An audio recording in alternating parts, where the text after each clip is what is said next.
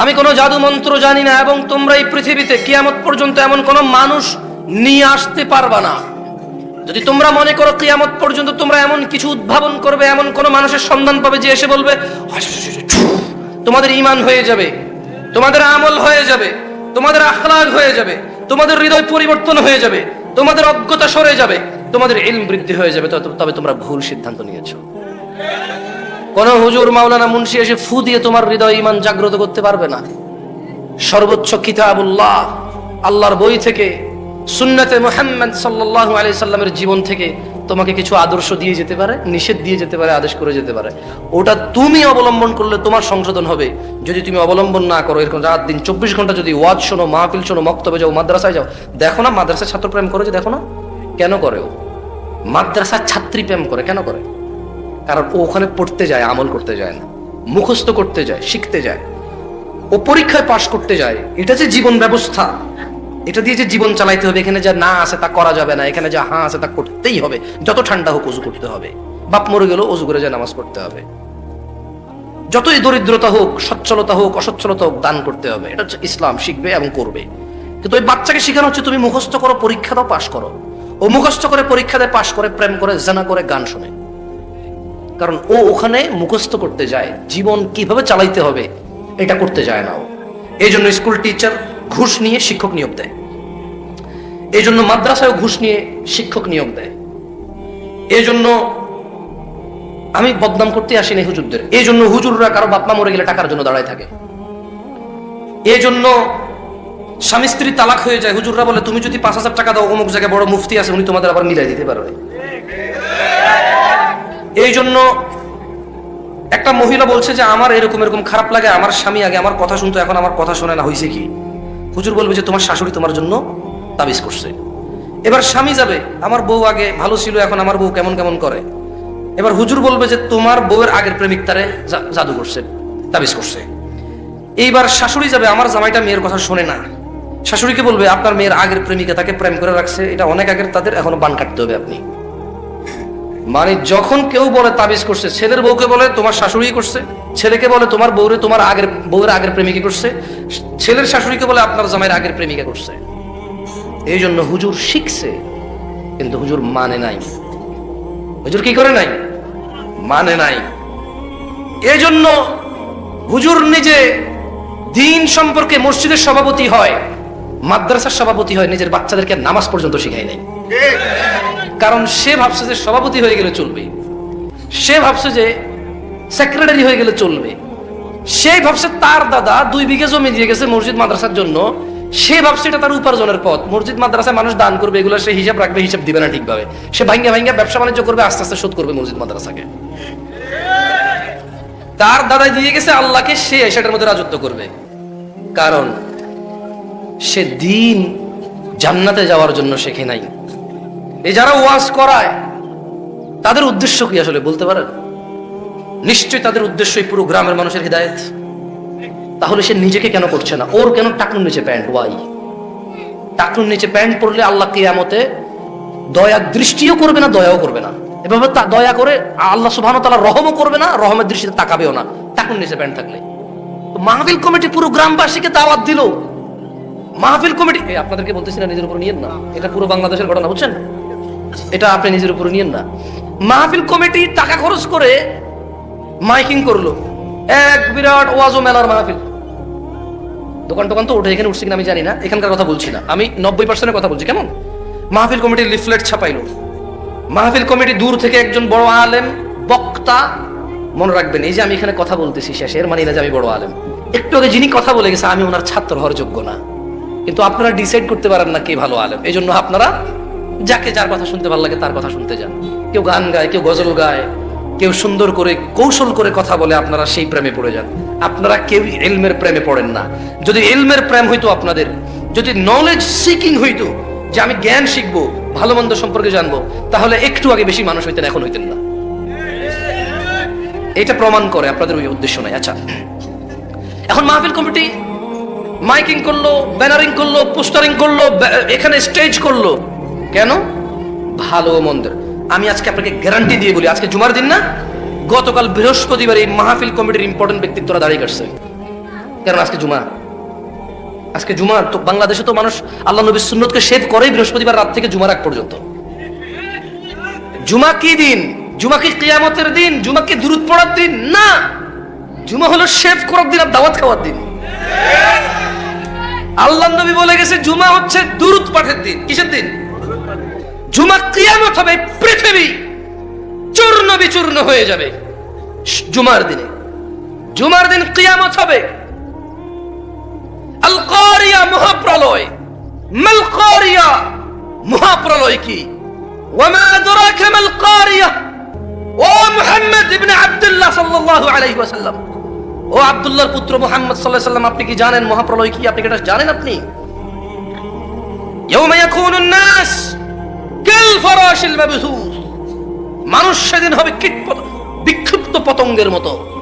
এটা জুমার দিন। মানুষ এই যে এটা ঘুরতেছে পতঙ্গ, দেখতেছেন? এই যে দেখতেছেন, এটা উড়ে দেখতেছেন? মানুষ এরকম কীট পতঙ্গের মতো বিক্ষিপ্ত হবে সেদিন। ওয়া তাকুনুল জিবাল, এবং এই খাগড়াছড়ি বান্দরবানের যে পাহাড় রয়েছে, সৌদি আরবের রিয়াদ টু মক্কা 800 কিলোমিটারের যে পাহাড় পর্বতগুলো রয়েছে, এভারেস্ট, হিমালয়, অথবা পৃথিবী এখনো জানেই না কত বড় বড় পাহাড় আছে। ওয়া তাকুনুল জিবাল, আর সমস্ত পাহাড় পর্বত হবে রঙিন ফসলের মতো। এটা জুমার দিন, যেই দিন এই পাহাড় সমূহ চূর্ণ বিচূর্ণ হয়ে যাবে, রঙিন ফসলের মতো হবে। এটা হবে জুমার দিন। আল্লাহ নবী বলল তোমরা এই দিনে বেশি বেশি দুরূদ পড়ো। আমরা এই দিনে শেভ করি, এই দিনে দাওয়াত খাই, এই দিনে গান বাজনার আসর করি, এই দিনে সিনেমা নাটক রিলিজ করি যাতে মানুষের ছুটি আছে, সবাই বসে বসে দেখবে। জুমার দিন সিনেমার দিন, জুমার দিন শেভ করার দিন, জুমার দিন প্রেমিকাকে নিয়ে পার্কে যাওয়ার দিন। জুমার দিন এখন আর দুরূদের দিন নাই। জুমার দিন এখন আর কোরআন তেলাওয়াতের দিন নাই। জুমার দিনে সূরা কাহফ পড়তে হয়, আর এখানে উপস্থিত 80 জন আলহামদুলিল্লাহ সূরাই পারে না, কিসের কাহফ পারবে? জুমার দিন কি আর সেটা আছে? এখানে কেন আসছেন আপনারা আমি জানি না। What's make you to come here? কিসে আপনাকে এখানে নিয়ে আসছে? Why did you even come? আপনি কেন আসছেন? এই কে কথা বলে ওখানে? এই তোমার বোনের গায়ে হলুদ, বলো তুমি গায়ে হলুদে আসছো? তোমার ঘরে যদি অবিবাহিত কে থাকে তোমার আব্বাকে বলো তোমার ভাই বোনের বিয়ে ঠিক করতে আজকে রাতে তুমি ওখানে চিল্লাচিল্লি করো। তোমার নিষেধ করছে কে চিল্লাচিল্লি করতে? খালি কি আমি কথা বলবো? তোমরাও বলো, আসো এখানে বলো, চিল্লাচিল্লি করবো না বাইরে। জুমার দিন দুরূদের দিন নাই। আর কেন আসছে এই যুবকগুলো আমি জানি না, যারা ফজরে আসে নাই আজকে। কেন এরা আসছে আমি জানি না, যারা আজকে এখান থেকে গিয়ে ফজর পড়বে না। এরা কেন আসছে? এদের মিথ্যা কথা বলা মুনাফিকি। মিথ্যা কথা বলা কি? কারা কারা ঈশার নামাজ পড়েন নাই? এই যে সবাই দাঁড়ায় আছে। আচ্ছা বসে যারা আছেন এদের মধ্যে থেকে কেউ ক্যামেরা ঘুরাবেন না, খবর সব ক্যামেরা নামান, মোবাইল নামান, মোবাইল নামান, মোবাইল নামান। মানুষের ইজ্জতের পরোয়া করেন ভাই? ওরে বেজ্জতি করে তো লাভ নাই। তোমাকে আলাদা করে বলতে হবে? কোন ভাষা বোঝো তুমি? সবাই মোবাইল নামো। যারা যারা আজকে ঈশার নামাজ পড়েন না দাঁড়ান, অসুবিধা নাই, জাস্ট একটা শিক্ষা। মানে আমাদের সমাজের অবস্থাটা একটু দেখান না। ঈশার নামাজ যারা পড়েন না দাঁড়ান না আজকে এখানে আপনারা। This is what our society right now. We belong here. এইটা আমাদের সমাজ, এইটা আমাদের সমাজ। লজ্জা করে না ওই বাবার? শরম আহা, কোথায় রাখবে এই লজ্জা?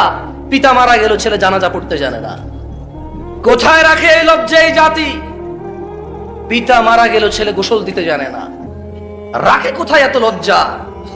কোথায় রাখে এত লজ্জা এই বাপ? তার লজ্জা শরম কোথায় গিয়েছে? আহা, তার দাদা বেঁচে নাই, তার বড় বাপ বেঁচে নাই, বেঁচে নাই তার পূর্বপুরুষের কেউ। বেঁচে আছে তারা 3 ভাই, তাদের ঘরে 12-15 জন ছেলে সন্তান। নাতি পুতি সব মিলে মাত্র 15 জন। নাতি পুতি পন্থী খন্তি সব মিলে মাত্র 20-22 জন মানুষ বেঁচে আছে পরিবারে। আর বাকি সবাই মরে অস্থিতে পরিণত হয়েছে, মৃত্তিকায় পরিণত হয়েছে। তাদের হাড্ডি পর্যন্ত খুঁজে পাওয়া যাবে না। লজ্জা কোথায় রাখে এই বাপ?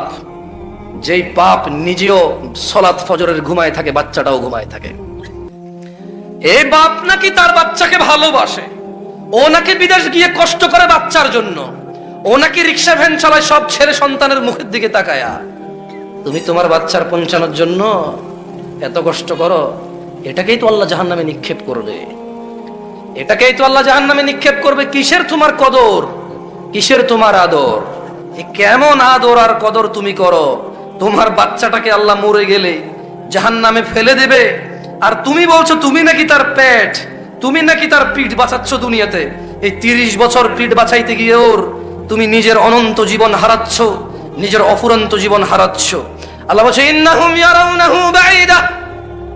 ও বেনামাজি বাপ মারা, ও তাদের বেনামাজি সন্তান সন্ততিরা, ইন্নাহুম ইয়ারাউনাহু বাঈদা, তারা বলে কিয়ামত অনেক দূরে। আল্লাহ বলছে ওয়া নারাহু করিবা, আমি তো কিয়ামতকে দেখছি অতি নিকটে। ইয়াউমা তাকুনুস সামাউ কাল মুহল, যেদিন কিয়ামত হবে এই আসমানটা হবে গলিত ধাতুর মতো। চোখ বন্ধ করো, চোখ বন্ধ করো যুবক, চোখ বন্ধ করো যুবকের বাপরাও মারা। ইয়াউমা তাকুনুস সামাউ কাল মুহল, সেদিন আকাশ হবে গলিত ধাতুর মতো। ওয়া তাকুনুল জিবালু কাল ইহিন, আর পাহাড়গুলো হবে রঙিন ফসমের মতো। ওয়ালা ইয়াসআলু হামিমুন হামিমা, ওই দিন যেদিন কিয়ামত হবে কোন অন্তরঙ্গ বন্ধু কোন অন্তরঙ্গ বন্ধুর খোঁজ নেবে না। ইউবাসসারুনাহুম, যদিও তারা একজন আরেকজনকে দেখতে পাবে। ইয়াওয়াদ্দুল মুজরিম লাউ ইফতাদি মিন আযাবি ইয়াউমিযিন বিবানি, যদিও তারা একজন আরেকজনকে দেখতে পাবে। অপরাধীগুলা সেদিন আল্লাহকে বলবে, অপরাধী দাদা, অপরাধী বাপ বলবে তার আদরের সন্তান, আদরের ছেলে মেয়ে, আদরের সুন্দরী মায়াবতী স্ত্রী, লোকটা দুনিয়াতে অপরাধ করে আখিরাতে আল্লাহর সাথে সাক্ষাৎ করেছে। এরপর সে তার ছেলে সন্তানকে দেখবে, সে তার বন্ধু বান্ধবকে দেখে নিজ থেকে আল্লাহকে বলবে। আল্লাহ কিচ্ছু বলবে না, ও নিজে থেকে আগ বাড়ায় আল্লাহকে বলবে। আল্লাহকে কি বলবে? বলবে ইয়াওয়াদ্দুল মুজরিম লাউ ইফতাদি মিন আযাব ইয়াউমিযিন বিবানি, অপরাধী সেদিন আযাব দেখবে, বাচ্চা কাচ্চা দেখে বলবে ইয়া আল্লাহ, আপনি আমার আজকে আযাব থেকে বাঁচান। এই আমার ছেলে যা কটা আছে, এই আমার মেয়ে যা কটা আছে, একটা কাজ করেন আল্লাহ, এদের কি আছে না আছে নেকি হিসেব আমি জানি না, এরা নামাজ পড়ছে, সবাইকে জান্নাম ফেলে দেন। কে বলবে এটা? কে বলবে? কে? কাকে জাহান্নামে ফেলতে বলবে? কাকে? কে বলবে? ও নাকি ওর বাচ্চাকে আদর করে? ধিক্কার তোমার এই আদরের প্রতি। ছি ছি ছি ছি ছি। আদর কিভাবে করতে হয় তাও শিখুনি, শিখুনি পিতৃত্ব শিখুনি, শিখুনি মাতৃত্ব শিখুনি দিন ধর্ম শিখুনি, বাচ্চাকে কিভাবে আদর করতে হয় এটাও শিখুনি। ধিক্কার তোমার প্রতি, কারণ তুমি ওই বাবা যে বাবা আল্লাহকে আগ বাড়ায় বলবা আল্লাহ, বিনিময়ে আপনি ছেলে সন্তান নিয়ে নেন, আজকে জাহান্নামের আগুন থেকে বাঁচান। ওয়া সাহিবাতিহি ওয়া আখি, বলবে ইয়া আল্লাহ, স্ত্রী এবং আমার ভাই, যা কটা ভাই আছে আমার, নিয়ে নেন, ফেলে দেন উত্তপ্ত আগুনে, নিক্ষিপ্ত করুন জঘন্য শাস্তির জাহান্নামে, শুধু আমাকে ছেড়ে দেন, আমাকে ছেড়ে দেন। ওয়ামান ফিল আরদি জামিআন সুম্মা ইউনজি, ও নাকি ওর বাচ্চা আদর করে, বলবে ইয়া আল্লাহ, ছেলে মেয়ে নেন, ভাই আর স্ত্রীকে নেন। আচ্ছা ইয়া আল্লাহ, এই দুনিয়াতে যত কেউ আছে সবাইকে আপনি নিয়ে নেন। কোথায় নিবেন? বললো যে জাহান্নামে ফেলে দেন আপনি। তো আল্লাহ শুধু আমার আজকে ছেড়ে দেন, ব্যাস ব্যাস আমাকে। তো তোমার বাচ্চা কাচ্চা ফেলে দেন জাহান্নামে, ভাই স্ত্রী ফেলে দেন জাহান্নামে। তোমার জ্ঞাতি গোষ্ঠী যারা তোমাকে আশ্রয় দিত, রেপ করে আসছো, শুধু ও তোমার জ্ঞাতি গোষ্ঠীর কারণে তোমার বিচার হয় নাই। আরেকটা মেয়েকে দর্শন করছো, নেশা করে আসছো, একজনের বিচার দিয়েছে, ওরা জুতা দিয়ে বেরিয়েছে, ওর নামে মিথ্যা মামলা দিয়ে আসছো, অন্যায় তোমার ছিল। জ্ঞাতি গোষ্ঠীর ভর কার বল? ওর বাপ দাদা নাকি সব চেয়ারম্যান। আর বেটা তোর দাদার কি ছিল রে? কয় বিঘা জমি ছিল রে? তোর বাপে যে এত টাকা কামাইছে, তোর বাপের জিগা কি ব্যবসা করে তোর বাপ? তোর বাপের জিজ্ঞাস না, তোর বাপের কয়টা 3 তালা 4 তালা পুষ্করে ছিল, তোর দাদা দিয়ে গেছে না? তোর বাপ কি ছিল, তোর দাদা কি ছিল রে বেটা? বড়াই করিস বেটা, চেয়ারম্যানের ছেলে বেটা, ফাউল ছেলে বেটা। তোর দাদা 3 তালা পুষ্করি ছিল রে। হ্যাঁ, সারা পৃথিবী থেকে মানুষ দেখছে 3 তালা পুষ্করি কেমন হয় দেখতে। 6 তালা গোয়ালঘর ছিল তোদের না? কি ছিল তোর দাদার রে? তোর বাপ টাকা কামায়, বিল্ডিং করে, জমি কেনে। কি করে তোর বাপ? তোর দাদা কি দিয়ে গেছে তোর বাপের? তোর বাপ কি করে? কোথায় থেকে টাকা আনে তোর বাপ? আবার সে টাকা দিয়ে বোম বোম বোম হুন্ডা চালাস বেটা। ভয় করো নিজ প্রভুকে, যার কাছে ফিরে যেতে হবে, যিনি হিসেব নেওয়ার ক্ষমতা রাখেন, হিসেব নিবে, যার কাছে একচ্ছত্র মালিকানা থাকবে হিসেবের। তাকে পরোয়া করো। ওয়ামান ফিল আরদি জামিআন সুম্মা ইউনজি, বলবে ইয়া আল্লাহ, দুনিয়াতে যারা আমার জ্ঞাতি গোষ্ঠী ছিল আমাকে আশ্রয় দিত ওদেরকে দিয়ে নেন। হবে না, হবে না। আল্লাহকে বলবে ইয়া আল্লাহ, দুনিয়ার যত নারী পুরুষ আছে, হিন্দু বৌদ্ধ মুসলিম, ইমাম মুয়াজ্জিন মোল্লা মুন্সি কারি হাফেজ, ইয়া আল্লাহ সবাইকে নিয়ে নেন, শুধু আমাকে ছেড়ে দেন। তোর বাপ বলবে এই কথা, তোর বাপ বলবে, আমার বাপ বলবে, আমি বলবো, আমার বাচ্চার বাপ আমি বলবো, তোর বাচ্চার বাপ তুই বলবি, বলবি সবাইকে নিয়ে নেন, আমাকে ছেড়ে দেন। আল্লাহ কি বলবে জানেন? আল্লাহ কি বলবে জানেন? কেউ আমার কথা মনে কষ্ট যাচ্ছে, তুই তাই করে কই যাবে। আমরা কি মনে কষ্ট নিচ্ছেন বা এটা তো আবার ইউটিউবাররা ছাইরা কবে দিবে, এই দেখুন জামশেদ মজুমদার অহংকারী হয়ে গেছে, দিলে দাওয়াত পাইয়া। অহংকার করে বলছিল, কেমন কথার আন্দাজি এমন। কি করব, কিছু করার নাই, হাত পা নড়ে। কিছু কিছু মহিলারা দেখি ফেসবুকে কমেন্ট করে, হুজুর একটু শান্ত হয়ে কথা বললে আরো বেশি ভালো লাগতো। তোর ভালো লাগা দিয়ে যায় আসে রে বেটা, হ্যাঁ? কি দেখবো, কি দেখা যায় না, কি দেখতে চায়? আরে ভাই দাঁড়াইলে কি সমস্যা? আপনারা বসার জন্য তো চিল্লাচিল্লি করতেছেন কেন? ও দাঁড়াইলে সমস্যাটা কি? হ্যাঁ, ও চুপ থেকে যদি দাঁড়ায়, বসে, শুয়ে থাকে, হোয়াটস ইওর প্রবলেম? আপনার সমস্যা কোথায়? ওর কমফোর্ট নিচ্ছে, ওকে ওর বাবা মা আদব শিক্ষা দেয় নাই, it's your responsibility. No, it is not my responsibility. এটা আমার রেসপন্সিবিলিটি না যে ওকে আমি বসাবো। আমার কি কাজ? আমি আসছি কথা বলতে, কথা বলবো। আর ও দাঁড়াইলে কি প্রবলেম? এখানে বসার জায়গা আছে, বলেন, এই যে বলতেছেন বসো বসো, কোথায় বসবে বাচ্চা মানুষ? ছোট মানুষ এতক্ষণে গানের আসরে সিনেমা কিরণ মালা দেখতে বসে বসে আসছে, বসে, তাও ডিস্টার্ব করতে চায়, ও চলে যাবে। ওরে বসতে বললেও চলে যাবে। ও যে জায়গায় দাঁড়াইছে, ওর কথা হইলো ওয়াজ যদি একটু থেকে একটু ভালো না লাগে, সোজা দৌড়, উঠা লাগবে না। আর যদি ওর বান্ধবী এখনো ফাঁক করতে পারে না এসে দেখা করার জন্য, ওয়াজ ওই অপেক্ষায়। বান্ধবী এসে বলবো যে আমি একটুর জন্য বের হয়েছি, আম্মা ওয়াজের দিকে মনোযোগ দিচ্ছি, তুমি এসে দেখা করলে করো না, আমি চলে যাচ্ছি। সো ও এখান থেকে দৌড়াবে। আপনি তো ওর মনের অবস্থা বুঝতেছেন না ভাই, শুধু শুধু ওরে ফোর্স করতেছেন। আজকে কিছু মানুষ আসছে এখানে ওয়াজ শুনতে, কিছু মানুষ আসছে হুজুর দেখতে, কিছু মানুষ আসছে ওয়াজ দেখতে, কিছু মানুষ আসছে যে এদের ওয়াজে মানুষ হয় কিনা এটা দেখতে, কিছু মানুষ আসছে প্রেমিকের সাথে দেখা করতে। এখন আপনি যদি সবাই বলেন বসতে, সবাই কেন বসবে ভাই? দরকার তো নাই সবাই বসার। আল্লাহ আমাদেরকে বুঝার তৌফিক দান করুন, আমিন। দেখেন এখানে আপনারা কেন আসছেন, এই সিদ্ধান্ত আপনারা নেবেন। তবে এই ধরনের মজলিস থেকে যেটা নেওয়া যায় সেটা আমি বলে দিচ্ছি, বাকি নিবেন না নিবেন আপনাদের ইচ্ছা। আপনারা ভাইবেন না যে ওরা খুব খারাপ, ওরা ওয়াজ শুনতে আসছে। যারা আজকে এখানে আয়োজক আছে 10 জন দেখছি 8 জনই সে দাড়ি কাটা লোক। আয়োজক যখন এরকম ভাবে কয়েকদিন পরে দাড়ি ছাড়া লোক এসে ওয়াজ করবে, কারণ এটা হচ্ছে নিয়ম। যে জাতি যত শিক্ষিত তাদের টিচার হয় তত শিক্ষিত, যেই জাতি যত ভালো সভ্য তাদের নেতা নেত্রী হয় তত ভদ্র নম্র আমানতদার, যেই জাতি যত উগ্র তাদের নেতা নেত্রী শাসক হয় এর চেয়ে ডাবল উগ্র, যেই জাতি যত অজ্ঞ জাহালাত বর্বরতা মানে অবলম্বন করে তাদের শিক্ষকরা, তাদের খতিবরা, তাদের মোল্লারা, তাদের মুন্সিরা, তাদের মাওলানারা আরো বেশি ওদের সাথে খারাপ হয়ে আসে। কারণ গরু যে চড়ায় ভালো রাখাল হইতে হয়। যেই গরু, ওই যে এটাকে আমরা ষাঁড় বলি না, আমি গেলে এমন করবে, রাখাল যখন যায় দেখছেন ওই বেটা হচ্ছে একটু, গরু হচ্ছে একটু, এমনি ধরে নিয়ে চলে যাচ্ছে। গরু কেমনে চেনে? কারণ এই রাখাল জানে এটা আরো বড় হইলো, কেমনে সামলাইতে এটাও জানে। সো যারা আপনারা যাদের নেতৃত্বে আছেন, যাদের সমাজ ব্যবস্থায় আছেন, আর আজকে যারা বসো বসো বসো বলে, ও 24 বছর এসে আপনার কথা শুনবে না তো। ওকে ওর মা বাপ 24 দিন বা 24 মাস বয়স থেকে এটা শিখাইতে হইতো।